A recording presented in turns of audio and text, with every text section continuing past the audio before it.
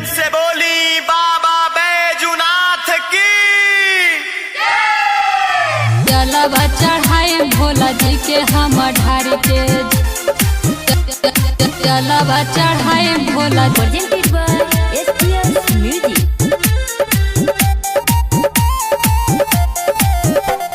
Music by Mantu Manish.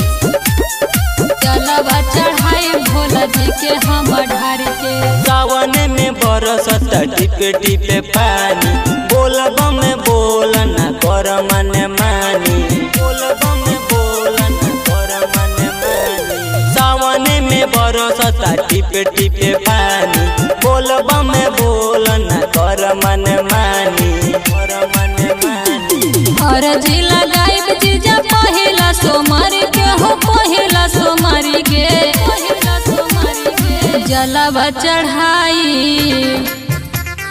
जलवा चढ़ाई भोला जी के हम ढार के, जलवा चढ़ाई भोला जी के हम ढार के, जलवा चढ़ाई भोला जी के हम ढार के, जलवा चढ़ाई भोला जी के हम ढार के, भोला जी के हम ढार के।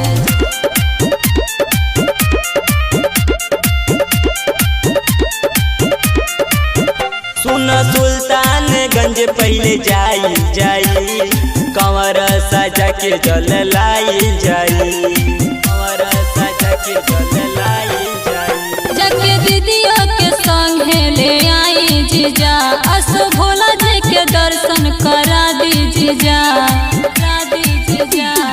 लाइन में खड़ा हम भीड़ के कतार में हो, बड़ा के कतार में, बड़ा के कतार में। जलवा चढ़ाई,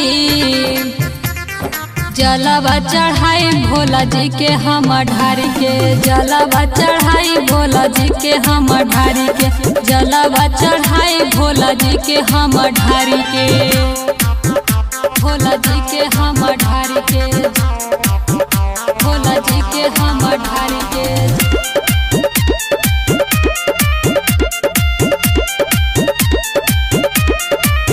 तोहे बासु की नाच देखाई साली, संगे संगे मंदिरिया घुमाई साली, संगे मंदिरिया घुमाई साली। लिखी सन्नी बेदर्दी भजनियानु हो, फेरी संगम पे बाबा नजरियानु हो, नजरियानु हो।